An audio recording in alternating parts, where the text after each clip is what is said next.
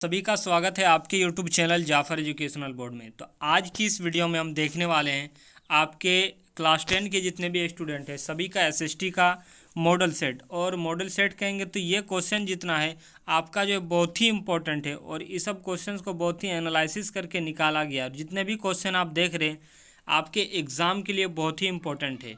ये क्वेश्चन आप अगर पढ़ लेते हैं तो इससे बाहर आपका कोई क्वेश्चन नहीं होगा और आपको कुछ इंपॉर्टेंट क्वेश्चन दिया जाएगा जो नेक्स्ट वीडियो में होगा और उस सब क्वेश्चन को भी आप अच्छी तरह से देखेंगे तो इससे बाहर एक भी क्वेश्चन नहीं जाएगा। तो चलिए हम एक एक करके सभी क्वेश्चन देखते हैं और ये हूबहू जो है आपका आंसर में इसी प्रकार पेपर छपने वाला है। तो चलिए हम सभी क्वेश्चंस को देखते हैं।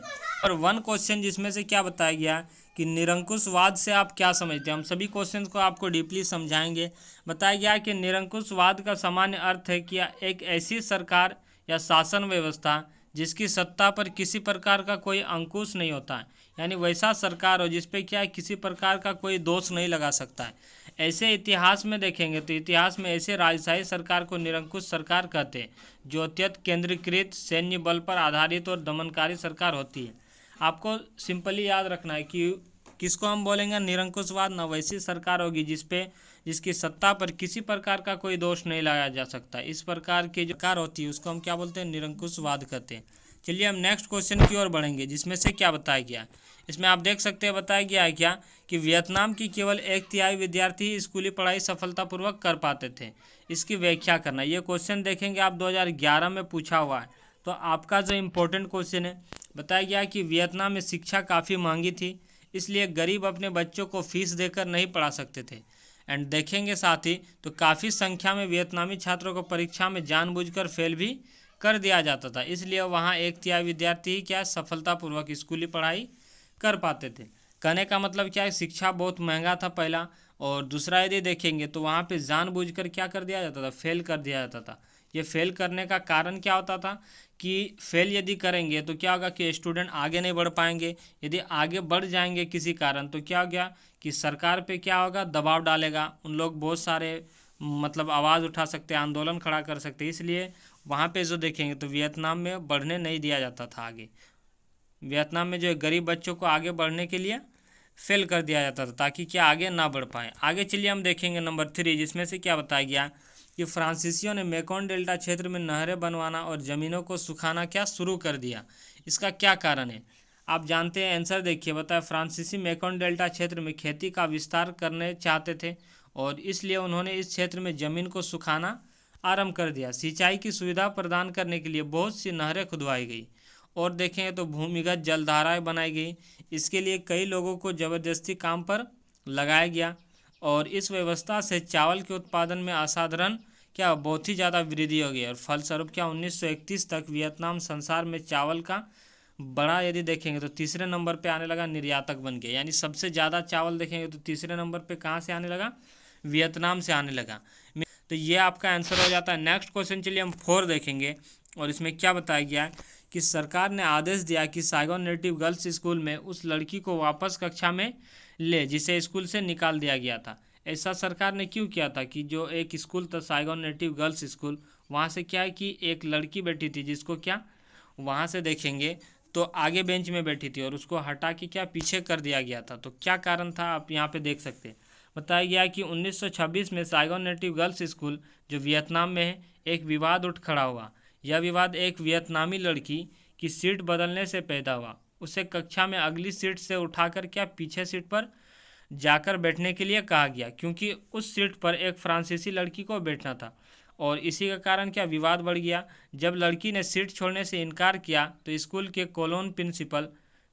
के प्रिंसिपल जो था कोलोन था उसे निकाल दिया। अन्य विद्यार्थियों ने इसका जमकर विरोध किया, इस पर उन्हें भी स्कूल से निकाल दिया गया। यानी जो यदि विरोध किए थे उनको भी क्या स्कूल से निकाल दिया गया था और इस विवाद ने एक बहुत बड़े आंदोलन का रूप ले लिया और देखेंगे तो लोग खुलेआम जुलूस निकालने लगे।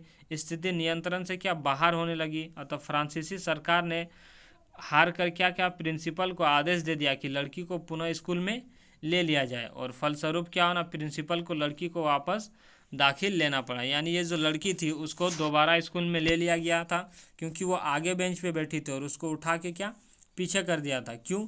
क्योंकि वहाँ पे एक फ्रांसीसी लड़की को बैठना था और इसलिए बहुत सारे स्टूडेंट ने जमकर विरोध भी किया और फलस्वरूप क्या हुआ कि इतना विरोध सह नहीं पाए, इसीलिए क्या हुआ कि फ्रांसीसी सरकार हार मान ली और प्रिंसिपल को आदेश दिया क्या कि आप उसे वापस ले लें स्कूल में। तो ये पूरा डिटेल्स है। चलिए हम नेक्स्ट क्वेश्चन देखते हैं। बताया गया क्या कि हनोई के आधुनिक नवनिर्मित इलाके में चूहे बहुत थे, इसके बारे में आपको बताना। ये 2010 में भी पूछा गया, 2016 में भी पूछा गया। तो चलिए हम देखते हैं। बताया गया कि हनोई के फ्रांसीसी आबादी वाले क्षेत्र को सुंदर और साफ सुथरा बनाया गया था। हनोई के फ्रांसीसी आबादी वाले क्षेत्र जो है वहाँ पे बहुत ही साफ सुथरा बनाया गया था। वहाँ जल निकासी की उचित व्यवस्था थी। इसके लिए विशाल सीवर बनाए गए थे। देखेंगे जहाँ से मतलब जल निकलेगा उसके लिए कुछ इस प्रकार का देखेंगे तो पाइप बना हुआ था और वहीं से क्या हो रहा था कि चूहे आ रहे थे। यही सीवर चूहों के पनपने के असल बन गए थे। ये सीवर चूहों के आवागमन के लिए भी आदर्श थे। इसमें होते हुए चूहे पूरे शहर में बिना रोक टोक के घूमते रहते थे। वे फ्रांसीसियों के घरों में घुस जाते थे।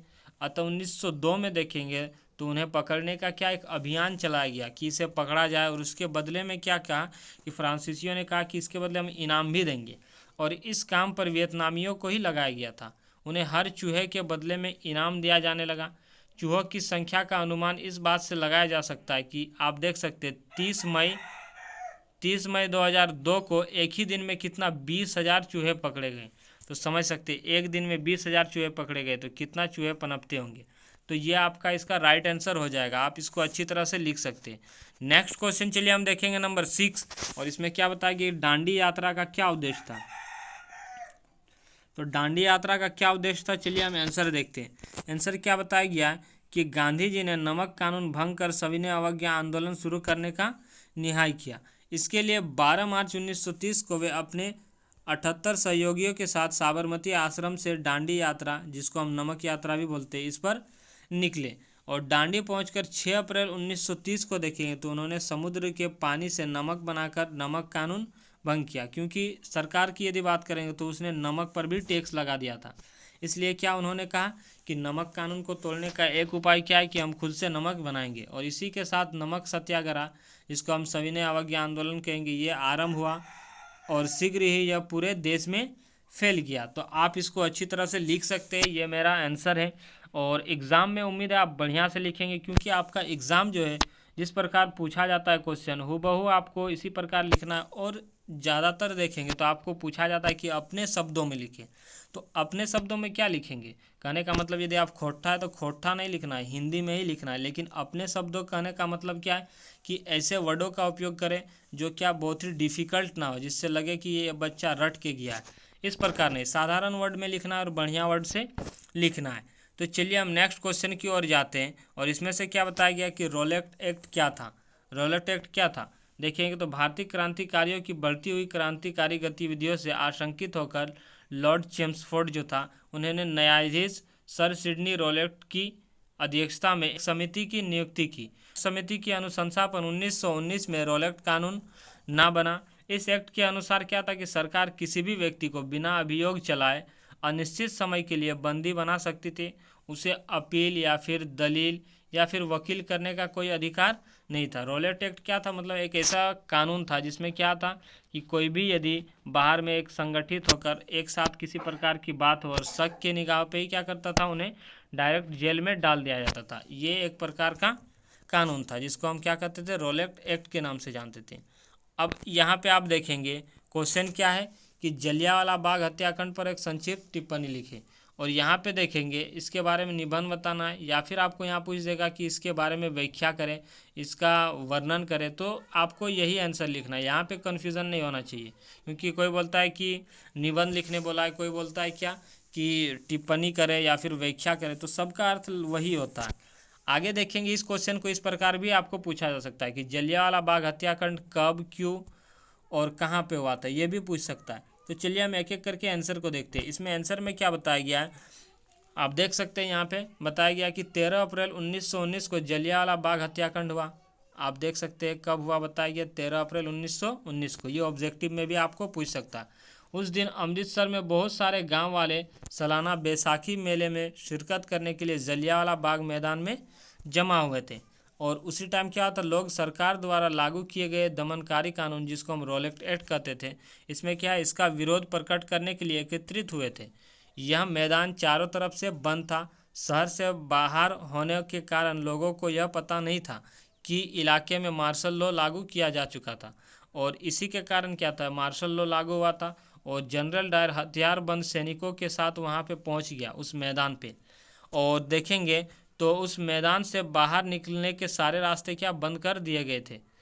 आगे यहाँ पे देखेंगे तो इसके बाद उसके सिपाहियों ने भीड़ पर अंधाधुंध गोलियां चला दी। सैकड़ों लोग क्या हुए थे, मारे गए थे। बहुत सारे लोग जो कुएं में कूद कर जान चले गए, और भी तरह तरह की घटना हुआ। और ये जो जनरल डायर था उसने आदेश दे दिया गया कि गोली चला दो, और गोली चलाया तो क्या हुआ, इसका प्रभाव कि बहुत सारे घटना हुए, और इसके प्रभाव देखेंगे तो और भी सारे हुए। इसमें से आप यहाँ पे देख सकते हैं, बताया गया प्रभाव में भारत के इतिहास की यह सबसे दर्दनाक घटना था। आप जान सकते हैं कि उस समय सब तरफ से बंद कर दिया जाएगा और एकदम पूरी तरह से अंधाधुंध गोली चला देगा तो हालत क्या होगा। और इससे देखेंगे तो इससे भारत पर रोष की लहर फूट निकली। लोग सड़कों पर उतर गए और हड़तालें होने लगी। लोगों ने सरकारी इमारतों पर हमला किया और जगह जगह पर लोगों की पुलिस से भिड़ंत हुई। आतंकित और अपमानित करने की मंशा से सरकार ने इस विरोध को निर्ममता से कुचला। यानी कि क्या, लोगों को देखा किस प्रकार विरोध कर रहे थे, और इस विरोध को भी क्या है कि शांत कर दिया, और ये जो विरोध हो रहा था आसानी से क्या हुआ, कुचल दिया। यानी सरकार ने क्या है कि इस प्रकार जो हमला हुआ था इसको एकदम फिर से शांत कर ही दिया। लेकिन ये घटना जो है रियल घटना है और ऐसा हुआ है, और समझ सकते इतिहास में कैसी कैसी घटना घटी है। आगे 9 नंबर क्वेश्चन चलिए हम देखते हैं, और इसमें से क्या बताया गया, बताया G77 देशों से आप क्या समझते हैं। G77 को किस आधार पर आपका यहाँ ब्रिटेन होगा, ब्रिटेन वुड्स का जुड़वा संतान की प्रक्रिया कहा जा सकता है, व्याख्या करें, यहाँ वर्णन करें, इसके बारे में बोलता तो आपको भी यही लिखना है। होता है G77 विकासशील देशों का संगठन है। यह मुख्यतः एशिया तथा अफ्रीका के स्वतंत्र राष्ट्र हैं। इन्हें मुख्यतः 20वीं शताब्दी के अंतिम 5-6 देशों में साम्राज्यवादी देशों से मुक्ति मिली थी। विकासशील देश मतलब क्या, पूरी तरह से जो देश विकसित नहीं है उन देशों का क्या था, एक समूह जिसका नाम G77 दिया हुआ था। और इसका देखेंगे तो इसका उद्देश्य क्या होता है कि अपने देश को बढ़ावा मिले, इसलिए होता है। ब्रिटेन वुड्स की जुड़वा संतानों की प्रक्रिया, ब्रिटेन वुड्स सम्मेलन में अंतर्राष्ट्रीय मुद्रा कोष जिसको हम IMF जानते हैं, तथा यदि देखेंगे अंतर्राष्ट्रीय पुनर्निर्माण एवं विकास बैंक जिसको हम विश्व बैंक बोलते हैं, इसकी स्थापना की गई इसी समय ब्रिटेन वुड्स के जुड़वा संतान। और इन्हीं 2 संतानों को ब्रिटेन वुड्स की जुड़वा संतान, पहला क्या है अंतर्राष्ट्रीय मुद्रा कोष, और दूसरा क्या है कि विश्व बैंक। इन्हीं दोनों संस्थाओं को ब्रिटेन वुड्स की क्या जुड़वा संतानें कहा जाता था। इन उद्देश्य देखेंगे, इनका उद्देश्य क्या था, सदस्य देशों के विदेश व्यापार में लाभ और घाटे से निपटना तथा द्वितीय विश्व युद्ध के बाद पुनर्निर्माण के लिए पैसा जुटाना था। इस संस्थाओं ने औपचारिक रूप से इस अंतर्राष्ट्रीय व्यवस्था से पश्चिम के औद्योगिक राष्ट्रों तथा व्यापार के लिए व्यापार तथा अन्य में वृद्धि तथा आय में वृद्धि के नए मार्ग खुल गए। मीन्स ये देखेंगे तो ये गठन क्यों हुआ कि यदि देखेंगे तो किसी देश की अर्थव्यवस्था सुधरेगी, इसलिए ना इसको गठन किया गया था। बताया गया कि इस अंतर्राष्ट्रीय व्यवस्था से पश्चिम के औद्योगिक राष्ट्र तथा जापान के लिए यदि देखेंगे तो व्यापार तथा आय में वृद्धि के नए मार्ग खुल गए। यानी यहाँ पे देखेंगे इस अंतर्राष्ट्रीय व्यवस्था से क्या पश्चिम के औद्योगिक राष्ट्र और देखेंगे जापान, इसके लिए आय में क्या एक नया रास्ता खुल गया, इनकम का जरिया। और 1950 से 1970 के बीच विश्व व्यापार की वार्षिक विकास दर 8% से भी अधिक रही।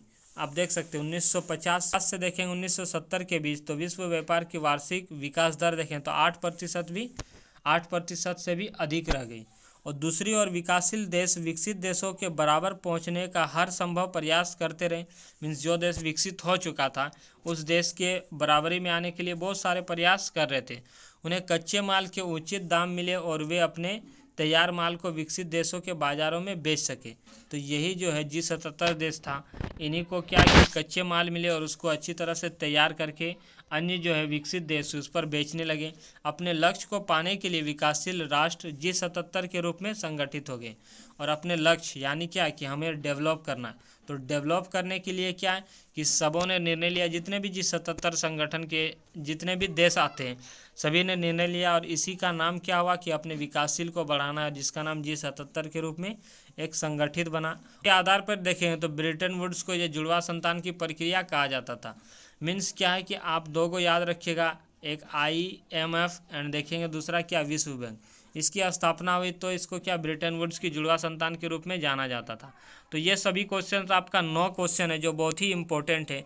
और आपका जो इम्पोर्टेंट क्वेश्चन होगा सभी इंपॉर्टेंट क्वेश्चन को देखेंगे और आपको जितना करा रहे, यदि आप SST में नहीं किए हैं तो जितने भी आपको क्वेश्चन करा रहे हैं और आपका बहुत सारे ऐसे क्वेश्चंस आएगा, सभी क्वेश्चंस को अगर आप अच्छी तरह से कर लेते हैं तो आपको SST में जो है सोशल साइंस में किसी प्रकार का दिक्कत नहीं होगा और आप एग्ज़ाम में बहुत ही बढ़िया लिख सकते हैं।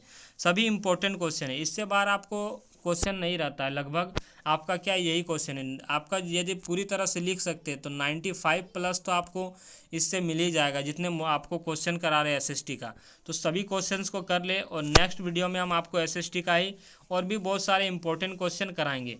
और आप देखेंगे तो इसका सब्जेक्टिव क्वेश्चन इसी प्रकार होगा एंड सब्जेक्टिव क्वेश्चन इसी प्रकार होगा। और ऑब्जेक्टिव की यदि बात करेंगे तो अगर आप बोलते हैं, कमेंट करते हैं कि ऑब्जेक्टिव क्वेश्चन भी कराएं, तो इससे रिलेटेड क्या आपको इंपॉर्टेंट सभी ऑब्जेक्टिव क्वेश्चन भी कराएंगे। तो नेक्स्ट वीडियो पे, चैनल पे नए हैं तो चैनल को सब्सक्राइब करके ज़रूर रखें। Thanks to all of you.